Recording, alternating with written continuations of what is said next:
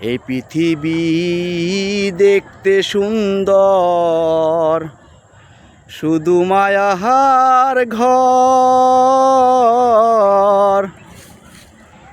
আইসি একা যাইব একা,